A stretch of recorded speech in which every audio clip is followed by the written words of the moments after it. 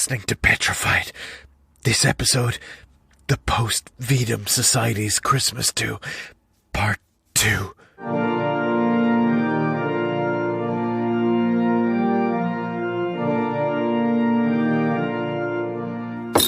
Can I top you up, Marksy? Hit me. Oh, don't forget me. So, where did you two meet? I can tell you. You can. I'm joking. Gosh, some book launch 6 years ago. Not terribly romantic. One of yours, Isla? One of Ed's. You're a writer. Was. Not a very successful one. Didn't really get anywhere. You got some great reviews. As I said, I never got anywhere. When we moved in together, it became obvious a successful relationship shouldn't have two writers. Oh, I didn't force you into anything. No, sorry. I'm making it sound weird. I'm a little drunk. As am I. It might sound like, not to me now, like a step down to be a house husband, considering. But I love our life, and it was my decision completely. The lady doth protest too much. And what about you? How did postpartum come about? Post-Vitam. I'm about to give you such ammunition right now. Maud and I met... In a madhouse? Yes, we did. What? What? I was just going through a very stressful time. I'm the nut. Sorry for laughing. Well, I did tell you the effect being an empath has on a person. I'd reached a place where I thought maybe it was just voices coming from me. I was helping Maud carry her books back to her room. I brought a lot of books. We were walking down the corridor and Maud just stopped and said, "Please tell me you see that." And suddenly the bulb overhead blew. Like at the lecture. When the bulb blew, the corridor was almost pitch black. You know it gets dark quick in December.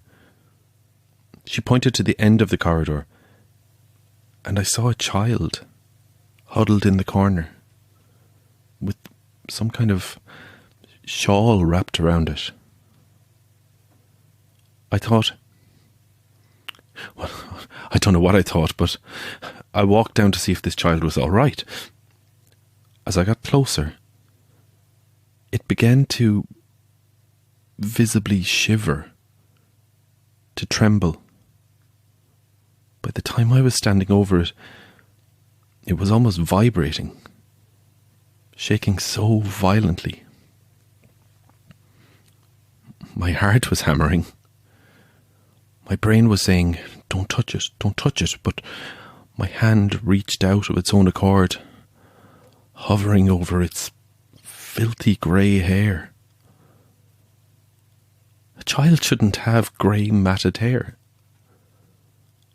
I saw that underneath the shawl it was naked and the skin I could see was tight to the bone. About an inch from touching its head, it started to giggle because it wanted me to touch it. Because then it could reveal itself. And just as I knew I was doomed, that everything was lost, she called out to me, "James, don't!" I turned for a second to look at Maud, standing there, stricken, eyes wide. And when I turned back, the thing was gone. After that, I listened to whatever she'd tell me. And I realised it wasn't all in my head. Can I get myself a glass of water, please? Of course. The kitchen is just through there. Ooh. I think all this wine is going to my head. I'll get you water. I wouldn't mind just splashing my face. Walk me in though, will you? Are you all right, Isla? She's grand. Come on, Barfly.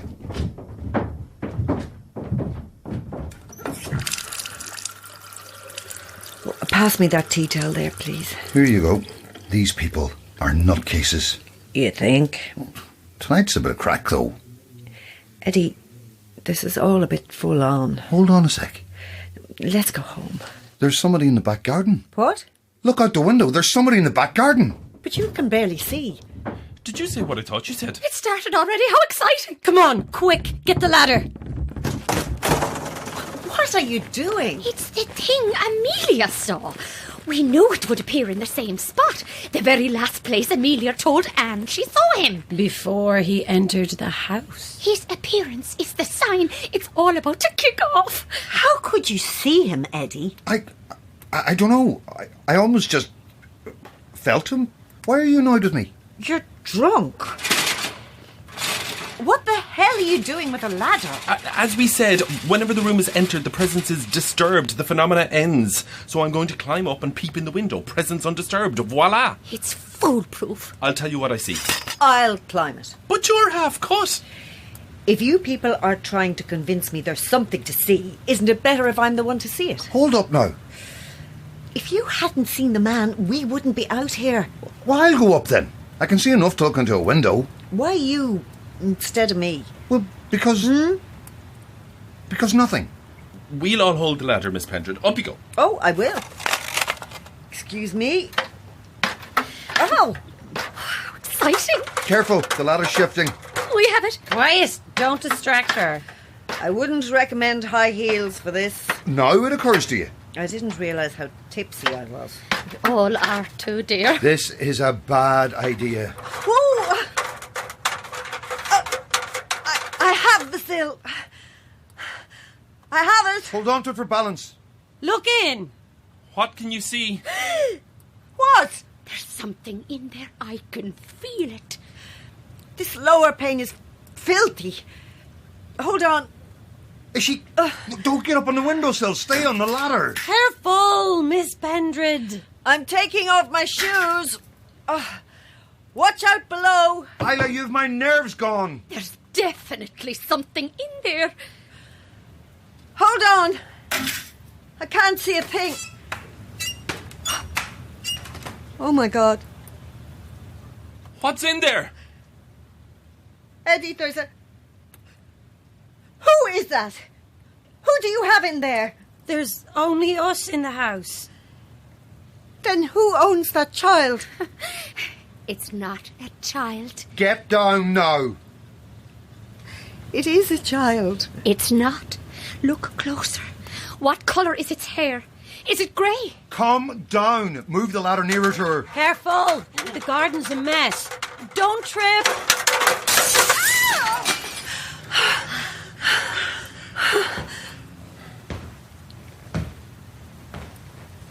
Oh my God, it sees me. Don't step back, Isla. Put her on the couch. You are so lucky you fell on the wheelie bins. How's your leg? It's fine. Oh, God, maybe not. We're going to the hospital. I'm too drunk to drive. Is anyone sober enough? Then I'm calling an ambulance. We don't need an ambulance. Where's my coat? My phone and car keys are in the pocket. I don't know where your crap is. Right then. If I can't ring, your neighbours can do it for me. Come back! He can't tell the neighbours. James, come on! I want to go into her room before they come back. Will you help me upstairs? Of course. Oh. What did you see through the window? A child. Amelia? Not a teenager. Younger. I thought I saw my sister as a child. The one who died last year? Well, you've all been doing your homework. Did she die violently? Does she have a reason to remain? Oh, hold on. I just need a second before I take these steps. My sister was crippled. She slipped getting out of the tub and broke her neck. Now, Maud, Eddie doesn't know this.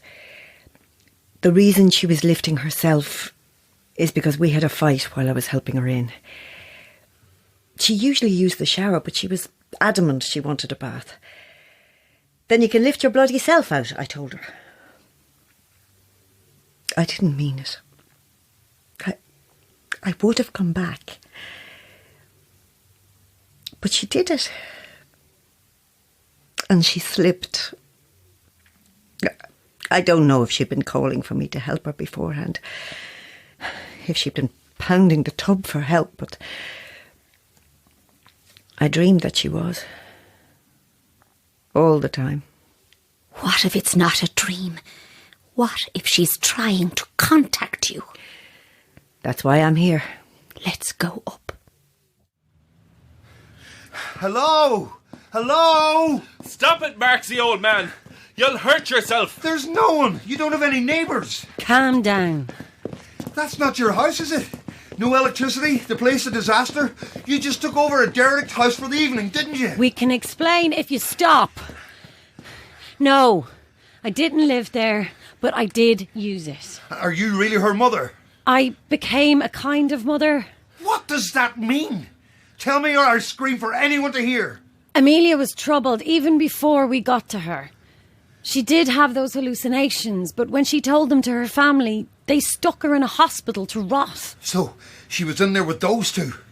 And how did she run afoul of you? The same reason I was trying to tell you we don't need an ambulance for Isla.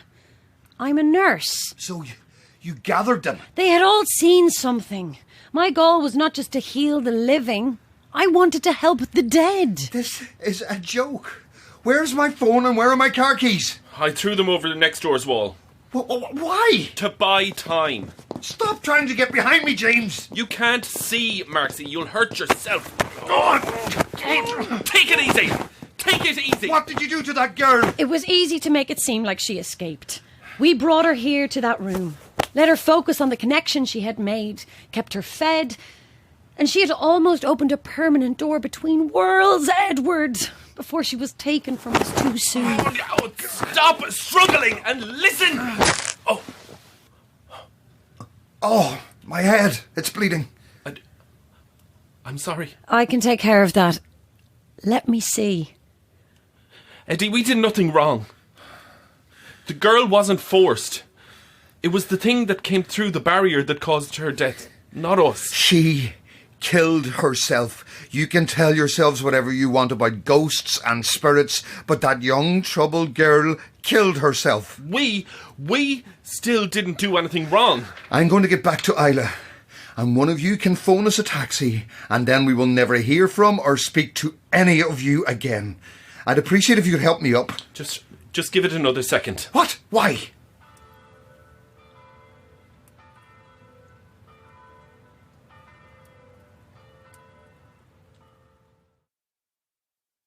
That's the door on the right. It's freezing. Oh, my goodness. What? Happy Christmas, Miss Pendred.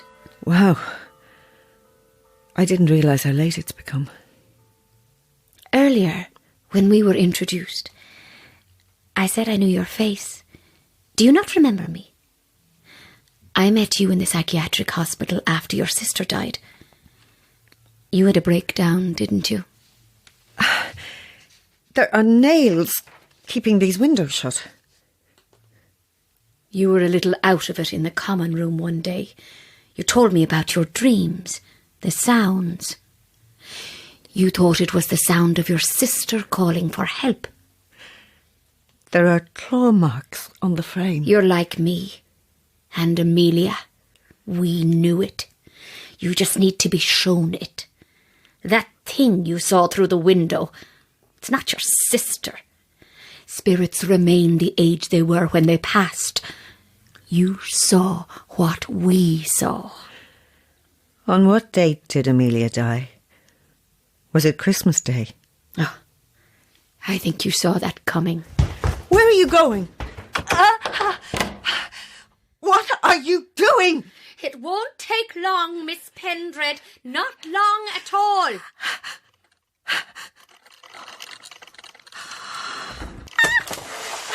What? There are so many lost souls. I wonder which one you'll pull through.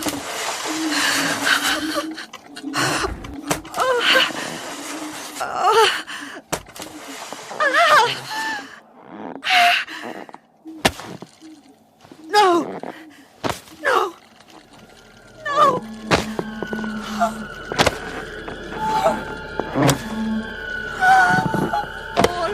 need you to do is believe. Believe and spread the word.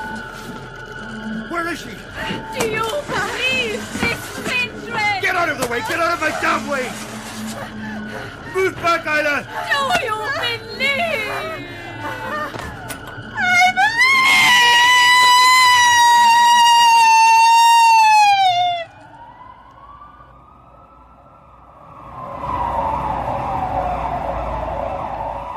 A fractured ankle, I'm afraid, Miss Pendred. It's all right, nurse. I think I got off rather lightly, all things considered. I'll be back with you in just a moment. Thank you. Christmas in A&E. Ho, ho, ho. For James as well. That was a lovely broken nose he was sporting. Do you want to press charges? For what? They just wanted to use me to spread the word about the afterlife. I don't think they intended to hurt me. What about Amelia? She was troubled, Ed. She killed herself. You were screaming in there. Did you actually see anything in that room? Yes. But when you opened the door, it all stopped. Ida, do you really think you saw a ghost? I'll answer that when we're at home, beside the tree, with the brandy. That whole street was derelict. Turns out it's all going to be bulldozed down to make a car park. So that house will be gone. That's good, I suppose. Are you okay? You look like you're going to cry. There's something else I need to tell you. About the night Claire died. I'll always listen. And Eddie? Mm-hmm.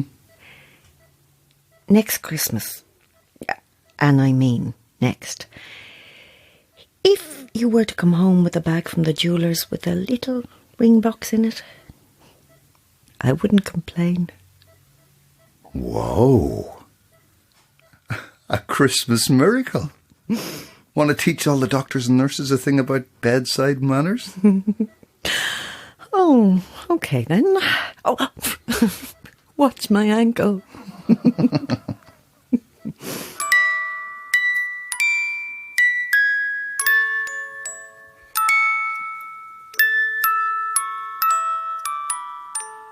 The Post-Vitam Society's Christmas Do starred Deirdre Monaghan, Charlie Bonner, Margaret McAuliffe, Donncha O'Dea and Deborah Wiseman. It was written by Peter Dunne and produced by Liam Geraghty and Peter Dunne.